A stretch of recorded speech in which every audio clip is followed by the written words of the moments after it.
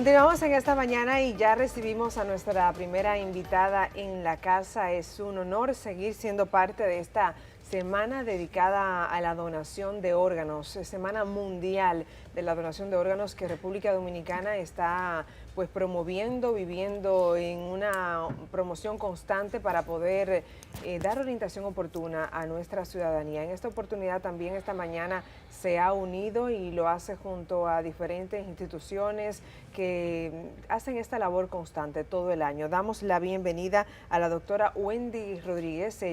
Con ella vamos a hablar precisamente de la enfermedad renal, pero vista desde el punto de vista infantil y poder entonces hablar de trasplante para niños. Wow. Creo que si lo hablamos para adultos y es un comenzar de nuevo y es algo que de repente uno dice qué sueño, no me lo imagino para un niño, esos que están en sus primeros años de vida y que de repente tal vez por una enfermedad los padres empiezan a pensar que no hay una esperanza, que no van a llegar a la etapa adulta y que puedan hacerlo a través de un trasplante. De verdad que es de verdad sin duda llevar esperanza a través de un acto tan solidario como la donación de órganos. Bienvenida, doctora. Así es, muchas gracias. Muchas gracias, buenos días. Gracias por la invitación, de verdad un privilegio nuevamente estar aquí con ustedes. Y bueno, en este tema, hablando de este tema tan importante, tan significativo para la familia que presenta a un niño con enfermedad renal. Trasplante renal en infantes, ese es el tema que vamos a tratar y creo que vamos a iniciar el principio. ¿Por qué un niño? ¿Cuáles son esas condiciones en las cuales un niño pues, es candidato a recibir la donación de un trasplante renal? ¿Qué lo desencadena? Sí, bien, mira, la enfermedad renal en el niño está causada por múltiples situaciones. Hay enfermedades congénitas que provocan a través del tiempo lo que se llama enfermedad renal crónica. La mayoría de los pacientes que presentan una enfermedad renal crónica en niños, aproximadamente el 60%, es causada por malformaciones estructurales que son desarrolladas durante el embarazo. Por razones múltiples durante el embarazo, el niño puede tener interrupción del desarrollo renal.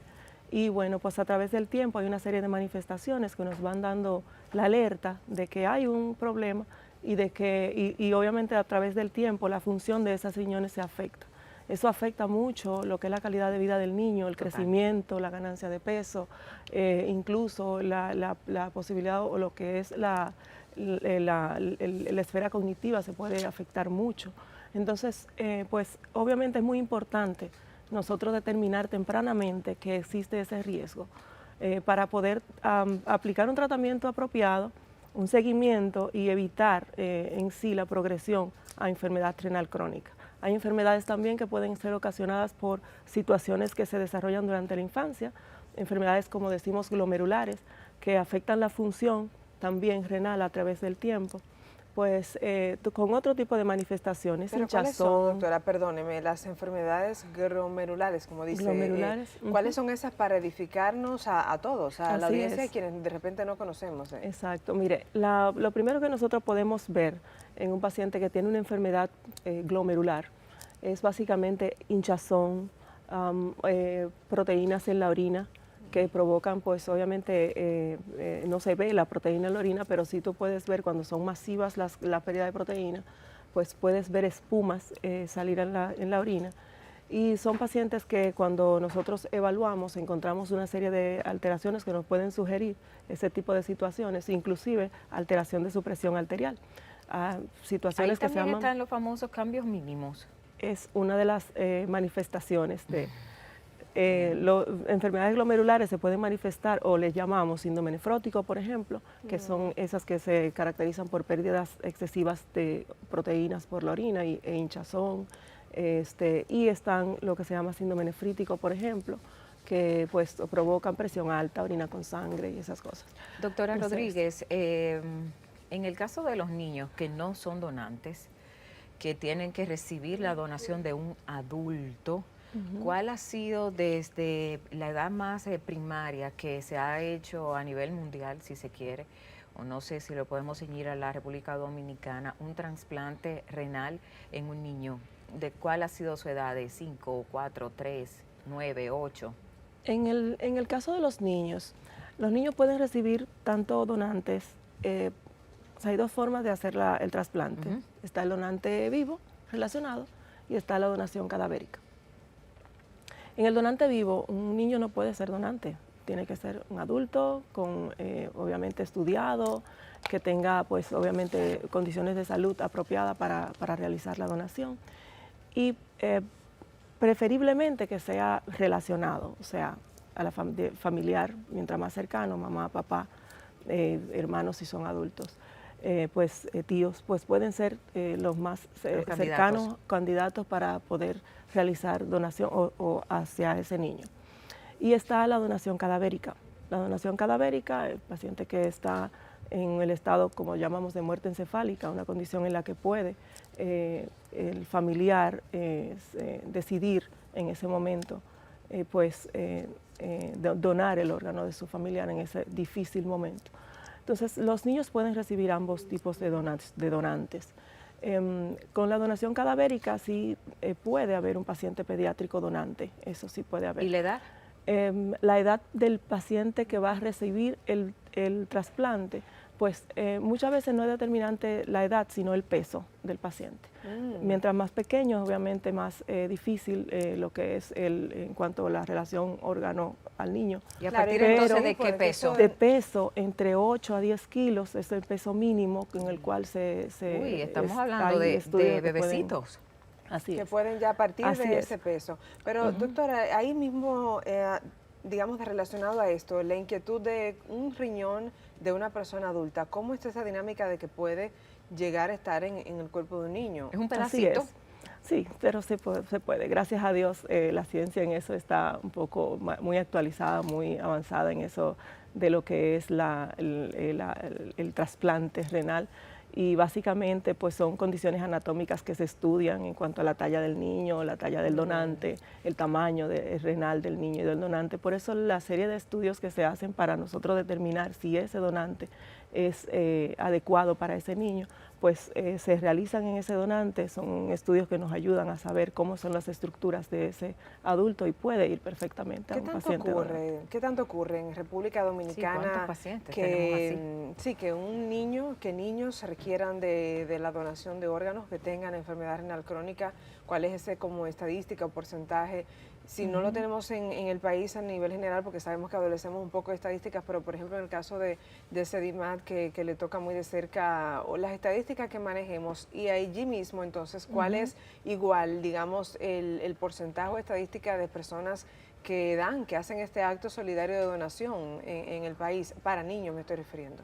Sí, mire, la enfermedad renal crónica en niños, realmente hay datos que no son iguales entre poblaciones, y básicamente hay escasas comparaciones entre poblaciones para nosotros poder identificar en sentido general cuál es la incidencia de esa enfermedad. Sin embargo, se puede estimar que entre 15 hasta 74 pacientes por millón de niños pueden presentar enfermedad renal crónica que a diferentes etapas, como se manifiestan diferentes, muchas veces difiere en cuanto a lo que es la información entre las poblaciones, por la diferente forma de manifestación. Y entonces, por eso muchas veces el paciente llega en enfermedad renal avanzada. Y las estadísticas que hay básicamente son de unidades donde los pacientes se reciben en etapas avanzadas de la enfermedad. Entonces, por eso se estima que la prevalencia puede ser todavía mayor. Entonces, en nuestro país, aunque no hay datos oficiales, pues podemos decir que entre los pacientes con enfermedad renal crónica, aproximadamente 20-25% llegan, o mejor dicho, están trasplantados, y que el 80% llegan en enfermedad renal avanzada, o sea, en la etapa donde necesitan o diálisis o un trasplante renal. Claro, pero estoy hasta preocupada porque digo, y perdóname Wendy, que ya tenías para la pregunta, pero me genera un poco de preocupación porque dice, bueno, en la edad adulta, de repente una persona dice, se olvida de consultas, ya no va al médico, pero en la etapa, cuando eres niño, adolescente, usualmente, amén de la familia que se descuidan en estos temas, usualmente está esa visita al pediatra. Entonces me preocupa el tema de por qué se dan esos diagnósticos tan tarde, o sea, a qué se debe cuando incluso la ciencia ha avanzado tanto en el tema hasta de los tamizajes, aunque cuesta un poco, todavía cuesta mucho, pero de repente poder saber condiciones de los niños todavía cuando están en el útero, o sea, ¿a qué se debe que no podamos tener como un diagnóstico más oportuno, más temprano? Sí, me refiero a la enfermedad renal crónica como tal en este momento. La enfermedad renal crónica tiene diferentes formas de manifestarse. Entonces, en las primeras etapas, los síntomas pueden pasar desapercibidos. Y es el niño que tú puedes ver sin ningún tipo de alteraciones, que está haciendo una vida normal. Y básicamente en una evaluación nosotros podemos encontrar o una alteración de su función renal o lo que es alteraciones en la orina, como les comentaba anteriormente, las proteínas en la orina. O encontramos una serie de situaciones que podemos ver en las evaluaciones, que tal vez son poco percibibles a simple vista en el diario vivir del niño. A medida que avanza la enfermedad aparecen manifestaciones que son más palpables, el retraso del crecimiento, la dificultad para ganancia de peso. Y entonces es el momento donde el paciente regularmente consulta al pediatra y entonces es una etapa más avanzada de la enfermedad. Que ciertamente pues, está comprometido. Por eso es muy importante la consulta anual del niño, evaluar el niño en condiciones aparentemente sanas. Eso es lo que nos ha ayudado a hacer un diagnóstico temprano. Sí, que la gente va al médico usualmente cuando está enfermo, entonces ahí es donde se pierde. Doctora, quisiera saber en esta población infantil, niños, niñas, perdón, gracias, en esta población, ¿quiénes tienen más incidencia, los niños o las niñas? Y también allí pues hacerle la pregunta de... Y no la pregunta, sino las alertas de que también le estamos dando mucha comida chatarra a nuestros niños. Yo conocía de una vecinita por la casa de mi mamá que a los 10 años tenía piedra en los riñones de toda la soda que estaba tomando desde siempre. Y la verdad, yo me quedé perpleja porque dije, ¿cómo que una niña de 10 años tiene piedra en los riñones? ¿Qué es lo que pasa aquí? Y entonces, ¿cómo podemos también orientar a los padres? Pero sobre todo eso, ¿dónde incide más el tema del trasplante en infantes? ¿Es en niños o en niñas? Y que también, pues, hablemos de la comida saludable que tienen que comer nuestros pequeñitos. Claro que sí. Bueno, en cuanto a relación niño-niña, sigue siendo más prevalente en la enfermedad renal en el niño, en el varón. Esto asociado a lo que hablábamos de las malformaciones estructurales, son más comunes en niños, pero también existen en niñas, ¿de acuerdo? O sea, este niño que en los primeros años de vida hace infecciones urinarias, eso es una alerta, la primera alerta muchas veces de que hay una alteración estructural. Y estas cosas se pueden encontrar tanto en niños como en niñas. Cuando ocurren en los primeros años de vida hay que estar muy pendiente porque es muy probable que haya que investigar este tipo de alteraciones desde la primera infección urinaria.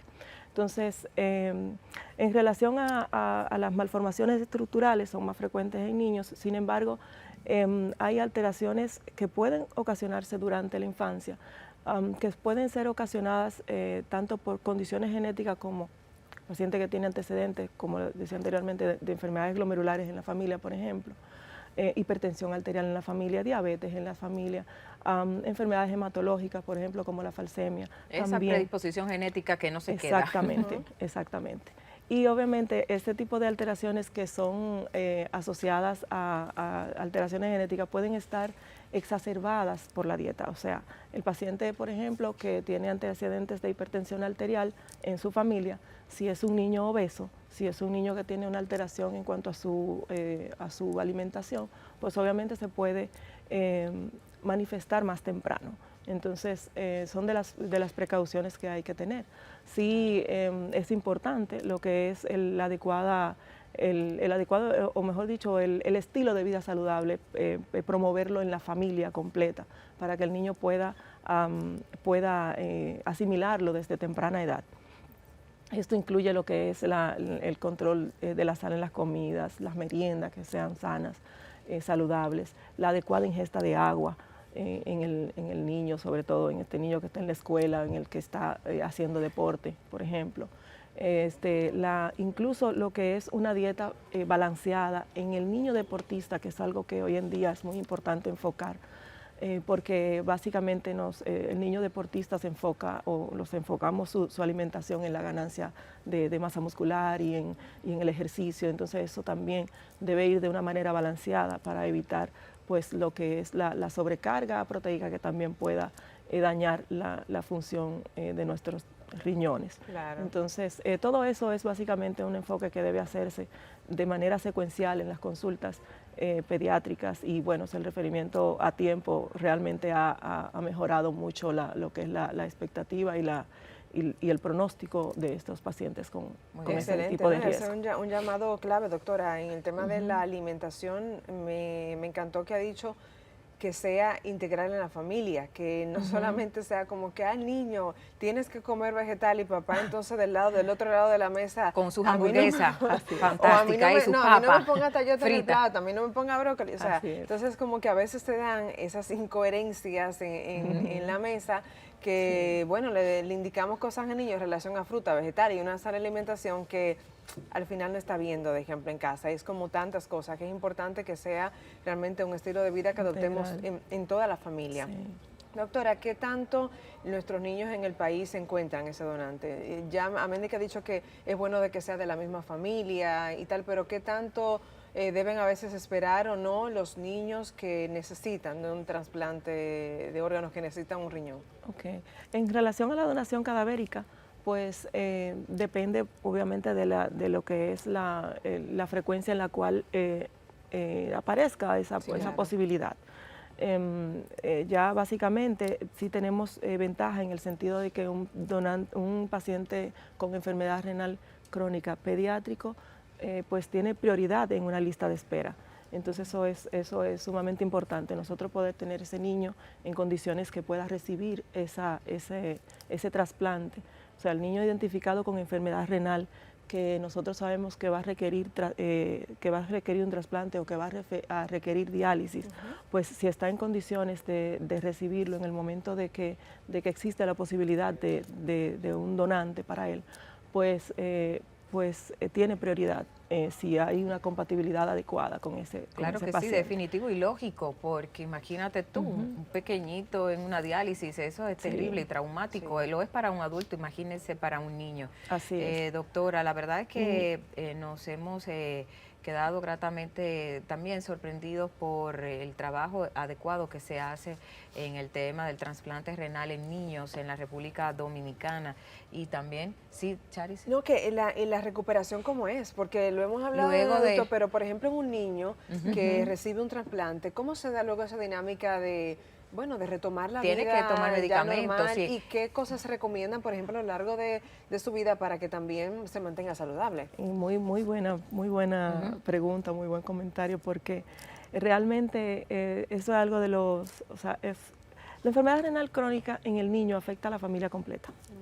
Afecta a la familia completa y afecta la calidad de vida tanto del niño como de la madre o del cuidador o de la familia completa.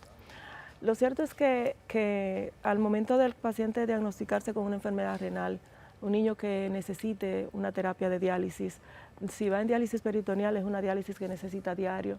Es un niño que en diálisis puede estar en lo que es la escuela, seguir asistiendo a sus actividades moderadamente, ¿verdad? O sea, lo que pueda realizar en relación a las limitaciones que pueda dar la terapia.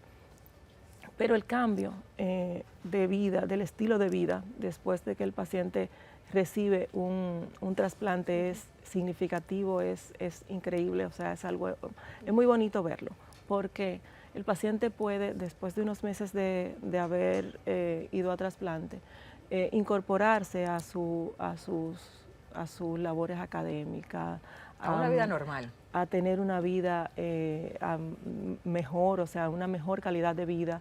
La ganancia de peso es mejor, el crecimiento se hace de una manera más armónica que antes de la terapia, que antes del trasplante. Entonces, eso es algo de verdad muy bonito verlo. Gracias a Dios que existe esa posibilidad y de verdad que la esperanza de vida y la calidad de vida cambia significativamente del En paciente ese aspecto y de la la esperanza de vida, ¿de cuánto estamos hablando? Estos niños que han sido trasplantados, qué sé yo, 8, 9 años, la esperanza de vida cuando sea un adulto, hasta tenemos una estadística y creo que también la pregunta de Charis venía, luego de los medicamentos que tiene que tomar serían de por vida para mantener pues funcionando ese riñón donado. Hablemos también de eso, o sea, ya pasó todo el tema ya está trasplantado, pero ¿cómo funciona su vida después de?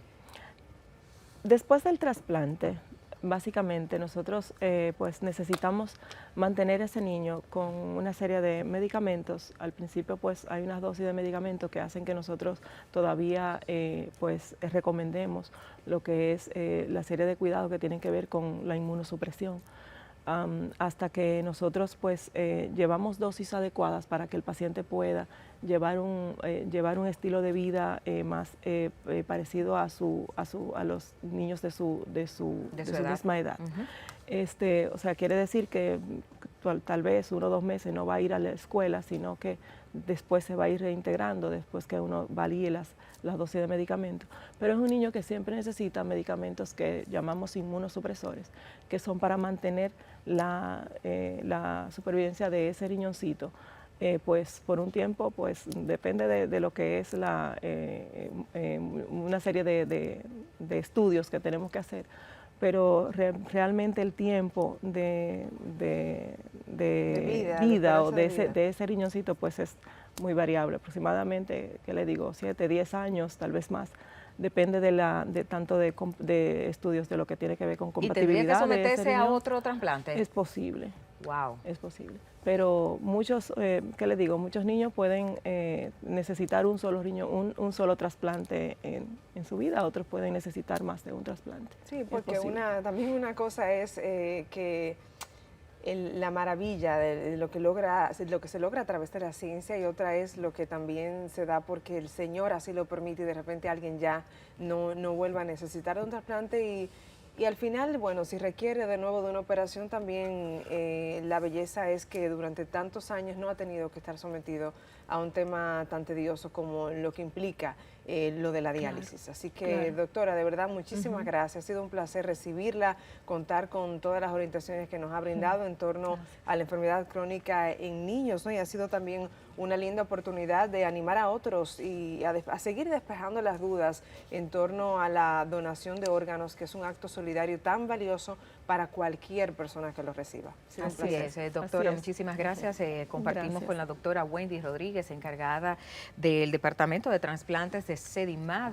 Y bueno, pues hoy hablábamos en el apartado infantil cómo es toda esta temática para ser trasplantados. Lo cierto es que también los niños necesitan muchas veces de esa mano amiga y solidaria, y que nosotros pues estamos llamados a esto en esta semana del trasplante, pues concientizarnos de que ciertamente salvamos vidas. Una persona que esté conectada a una máquina podría darle vida a 8 personas y quizás más. Y la verdad de eso se trata, de hacer lo mejor posible en este plano terrenal. Y bueno, pues doctora, gracias por estar con nosotros. Nosotros continuamos con muchísimo más en esta semana del trasplante y también en este mes de la lucha contra el cáncer de senos. Y vamos entonces a marcar una brevísima pausa comercial. Ya continuamos con más invitados aquí en la casa.